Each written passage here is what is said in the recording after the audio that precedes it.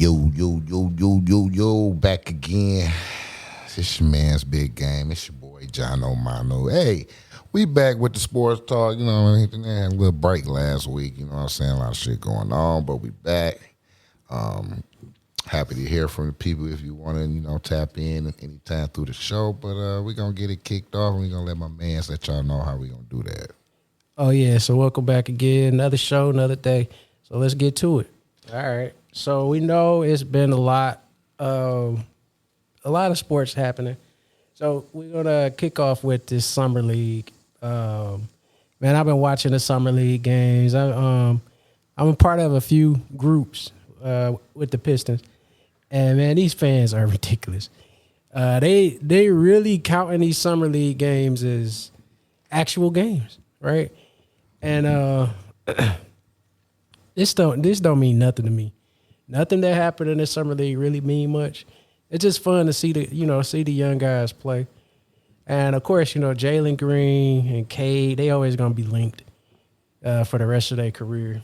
So number one, number two. Yeah, so that's normal. So you watch any of these games? You see any of these rookies? I actually have. I've been following all of them just because, you get a chance to basically get, a little taste of what the NBA draft was about. And everybody, right, suggested this was probably one of the strongest drafts in a long time, definitely, too. So you didn't get a gem out of this draft, something wrong with you. You messed up. You missed it. But, Cade is Cade. Everybody looking, what I'm saying? Shout out to all the Michigan boys that's out there, too, man.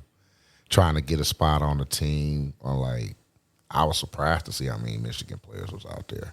Yeah, it's a lot of them. You got Simpson, you got Wagner. Both Wagner. Shondi Brown over there with the Lakers trying to hang on. The little point we had, what was his name? Mike Smith. Smith or something. He trying to hang on out there. So yeah, it's been interesting. But honestly, top 4 picks, they all look great. Every single one of them. And heck, top 5 actually, because Jalen Suggs over there with Orlando looking great. So, he looking real impressive over there. It's been guys like number 10, number 11, 15. They all these guys all look good. So I'm really excited to see, because right now this draft class kind of got that 03 feel to it. When you had LeBron and Wade and Bosh and Melo. There's a lot of people came out of that class, so we'll see. You got to give these guys time, though. You know what I'm saying? It's just a summer league. This stuff really don't even matter. There's nothing to it. Yeah, it's exhibition. It's practice. And it's just getting familiar with the flow of the NBA game. Yeah. Like I say, they're not playing, the real stars of the league yet or playing with them. Exactly. As well as playing against them. But they're not even playing the bench players, honestly. Right. No, they're not. Most of these guys in some league not making any team. They just out there getting cardio. I hate to say it that way, but a lot of these guys not going to be on any of these teams. They might end up overseas. Or on the G League. Might end up in G League.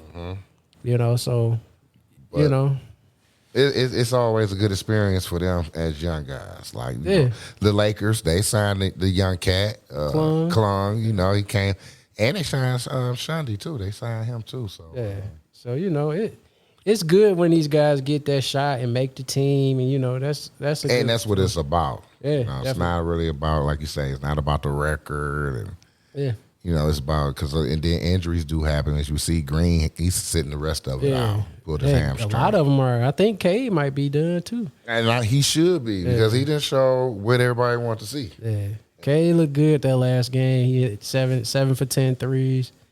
24 points. So, Cade is going to be good. And Jalen Green is going to be good. There's no need to down one to up another. You know what I'm saying? So. I like all the Jalen Green, Suggs, Jalen Johnson with the 48-inch vertical. Man, that guy, is exciting. The league about the next season will be very exciting, man. Oh yeah, let's let these young guys do what they do. And I was hearing about like I said, I be on these Pistons pages, and they really up in Luka Garza. Like, we'll see. He can't really move. Luka Garza don't have no movement, but we'll see what he can do for real.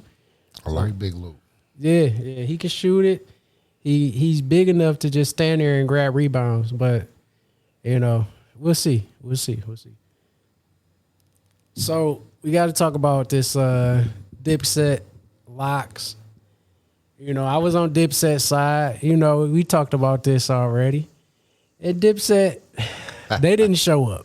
I'm not mad that the locks won. Honestly, hey, like I said, locks is legendary, but man, it wasn't even close. It was a landslide. Like, and I just don't think that the Dipset picked the right selective music. Nah, they didn't. And jams that guys, us niggas listen to, bro. They didn't go into their icons. You know what I'm saying? So they wasn't prepared at all. Jadakiss basically dismantled them niggas by himself, man.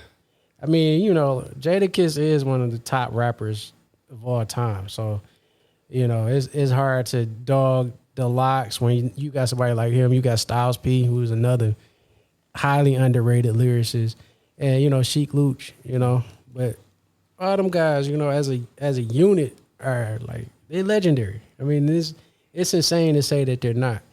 But you go back, you listen to Dipset, they had all the hits, man. Growing up, and for me, this is when I was in high school, so it was Dipset. Everybody loved Dipset, so it's but they didn't even show up. They didn't show up. Cameron kicking Styles P, and that looked weird. Jim Jones falling off stage, talking about he was trying to catch his ring. Jewels, I don't know what he was wearing. He thought we were still in the 2002 time. But all in all, I'm glad I got to see it because we got to see the locks again back in they domain, see Jada back in his domain. So make me excited to get this COVID over with and get these concerts back going, Yeah. I miss a good concert, man. You know what I mean? Just to see I'm all about performance. Yeah. I love to go hear the music, but I want to see stage performance and all that. But yeah, man, the locks. Yeah. I mean, they should have came with some old Purple Gang shit, some old just shit that we as Dipset fans know about. They ain't do shit, bro. They didn't do like none of them, dog. Sitting back. They ain't do Joel Santana was just irrelevant. I ain't even see him do a verse, really. Yeah, he got a lot of stuff, too. Jim Jones up that bitch high as hell, falling off the stage and shit, man. They just was everywhere. It was more of, I think, like I said, them verses be staged, though, man, because I went back and forth with my man about the kick, the cam kick. That was fake, though. I said, that's what I'm saying. That's the stage part come in at. Yeah. Because ain't no nigga kicking me. Right. And my retaliation is grab your pants leg. A couple things happened. When he kicked him and he just grabbed his leg and then walked away like he was mad. And then, when Jewels was walking through them and they took his bandana off his head and threw it on the ground. That was hard. I was like, oh, man. You know what I'm saying? You think something would have happened. But if you looked at it, Jewels knew that was coming because what did he do? He giggled. He walked. Right. Exactly. But nah, man. But, they on tour now. Yeah, they was on tour. So, this was all part of it. You know what I'm saying? Yeah. So I think they wanted to show that animosity and then at the end be like, it's all love. Yeah, I think that was all part of the show. To make people tune in. I enjoyed it. I just wish Dipset would have did some more hits. But any verses you looking forward to? Like, is it something you would like to see? Off rip? Nah, not really. But I am in the verses page. I follow them. And I did put up a question. I said, Fat Joe or Rose in the verses. In the verses? In the verses. See, this is another thing. This is when we gonna go back into because Rick Ross got tons of stuff, right? But Fat Joe is legendary. Don't forget, Fat Joe done been in some groups, digging in the crates. He been in there with Pun.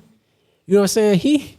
We talking another legend. See, and this is why it's like, yeah, now I'm be thinking like, dang, I would say Ross, but dang, that's tough. That's tough for me because I know Fat Joe got tons of stuff. Tons of stuff. He can go way back on us. And you be like, what is that? So I don't know. I really don't know. He could go back in the icon because I could think of some Fat Joe albums where he got songs that wouldn't even hit the radio, but them bitches is killer. That's what I'm saying. He can dig into that. He can go but back. Ross got a lie. He do got a lot. So that's why I'm saying when it comes to verses, it's tough. It's like I think you should just like go to certain songs and grab a verse. You know what I'm saying? So you saying you want to go verse for verse? Verse for verse is what I want to see because a battle is different than verses, a verse. I want to hit a verse. It's like go to a certain song. I don't care if it's off a mixtape, but this verse right here, bang. You feel me? Oh, now that's tough though, cause it's because there's some verses where you can go back and every single word. You know what I'm saying? Right. And that's right. Man. But when you know every single word, that mean that bitch it was hidden. Yeah, it was hidden. It had a message in it, and it was just like, damn. Right. You know what I'm saying? Damn, that's type of versus battle I want to see. I would like to see a versus now. If we did something like that, let's see, Sci-Hi versus Royce, verse for verse. That'll be interesting, man. I don't know. That's because I know Royce got way more songs than him, but if we going verse for verse, ooh, I would listen to that. Yeah. See, they need to make the verses about verses. Verses, not your hit songs, not your, you know what I'm saying? We want to hear verse. It could be a hit song, but it's a verse on that song that you feel like you can't fuck with this one. Jadakiss probably turning that around because he basically did that. That's what he did. He was coming with the verses off it, and niggas was like this. And people thought some of the stuff was new. Nah, that shit, no. No, I'm telling you, some people did though. Younger group, yeah. Me, I'm like, ooh, I remember I forgot about that, right? You know what I'm saying? Like, damn, did he just do that, dog? Right. And then on top of that, they played like 100 songs, man. Oh, it was like 30 to 20. Goodness, 30 to 2, man. Like, what the fuck? I say, what's the name of them was up there more on some, excuse me, bullshit. They was, though. Cam up there, entourage trying to set the chair up for you. Nigga, where you got a beach chair up there? I don't know. Man, but they always go extra like that. So it makes sense. But yeah, Dipset, come on, man. We needed more. But let's go ahead and move on. Calvin Johnson got to the Hall of Fame. Congrats to Calvin, definitely. Shout out to Calvin. He deserved it. Man, he was one of the most dominant receivers I can remember. He's like 6'5", 240, run like a 4.3. Like, man, that guy is crazy, right? But we gotta do this. Calvin Johnson, we already said versus your boy Moss. Who you got? Who you got in that? Man, that's hard. That's hard. That's like shit. Like, damn. Both of them was size. Both of them deep ball threaders. Yeah. And Calvin was